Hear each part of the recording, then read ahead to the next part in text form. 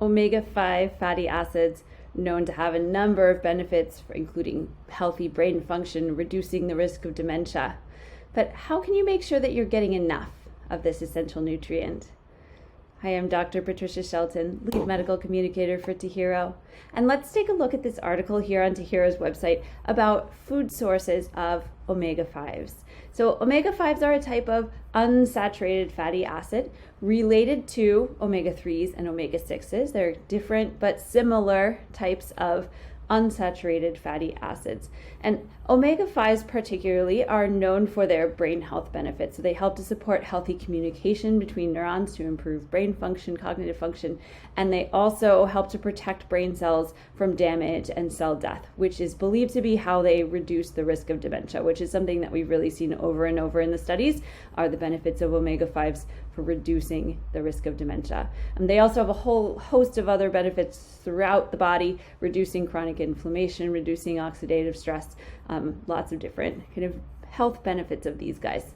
And so this is something that you're going to want to make sure you're getting enough of in your diet. So if you're looking to boost omega-5 in your diet, what foods should you be focusing on? Well, the really important thing to know is that there aren't a lot of good food sources of omega-5s, unfortunately. Unlike with omega-3s, where there's a high content of them in fish, nuts, seeds, oils, like there's omega-3s all over the place, omega-5s are not nearly as common in nature. Now, they are found at high levels in pomegranate seed oil. So about 65% of the fat in a pomegranate seed is punicic acid, which is a type of omega-5 fatty acid. So there is a lot of omega-5 in pomegranate seed oil, but this isn't something that you're usually going to have around the kitchen as a cooking oil. Some people might take it as a supplement, but it's kind of not commonly around in people's kitchens. And then there are some other plant sources that are even less common. So snake gourd looks like this over here, and moringa, this weird little fruit over here. The seeds of these plants also contain very high levels of omega-5. However, these aren't something you're likely to find in your supermarket at all, let alone their seed oils. You're just not going to see it around. Maybe you can find it as a supplement, but as a food, probably not really. As far as common things you might actually have around your kitchen or be able to find, there is some omega-5 in coconut oil, but it's really not a lot. If you want to make sure you're getting enough omega-5, coconut oil is going to be a very difficult way to do that. Salmon has a pretty decent level of omega-5 and also omega-3 found in salmon, like, and kind of fatty fish like that. And the salmon are getting the omega-5s and the omega-3s from the algae in the environment, right? It goes into the fish, and then the salmon, it's like smaller fish, and then the salmon eat those fish, and they accumulate these fatty acids into their tissues. So when we eat them, we get a lot of that ourselves.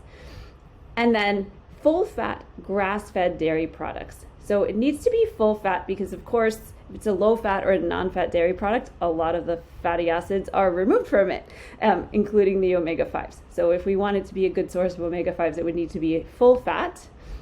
And then grass-fed, because much like how the salmon sort of ultimately are ending up with omega-5 from algae, right? This is ultimately a plant-created nutrient.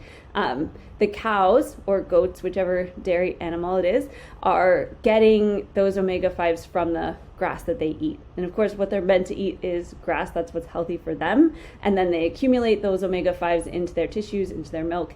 And if we consume that, then we are also getting those nutrients into ourselves.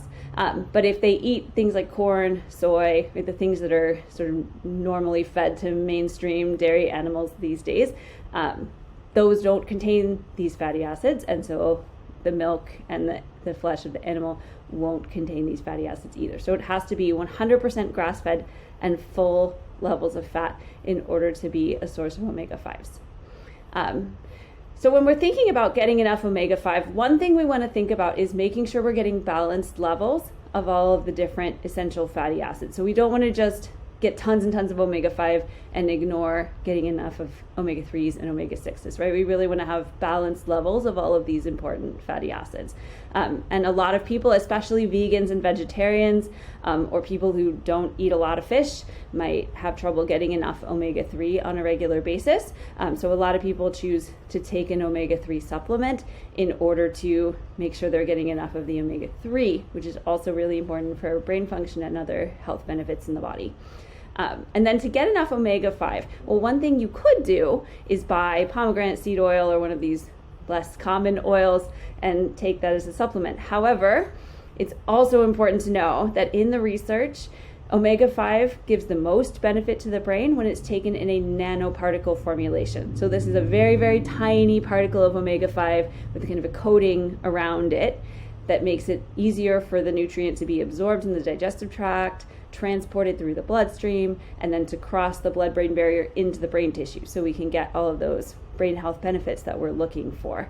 So nanoparticles allow all of that to happen. So if you just took the oil and consumed it, it wouldn't be in a nanoparticle formulation, and so a lot of it might stay in your gut and not ever end up in your brain where you want it to be.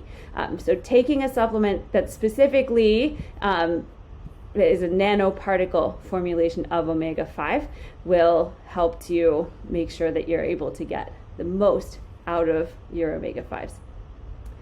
So if you have any questions or you want to learn more, please feel free to email us at knowledge@tahiro.com. And as always, we're wishing you great brain health.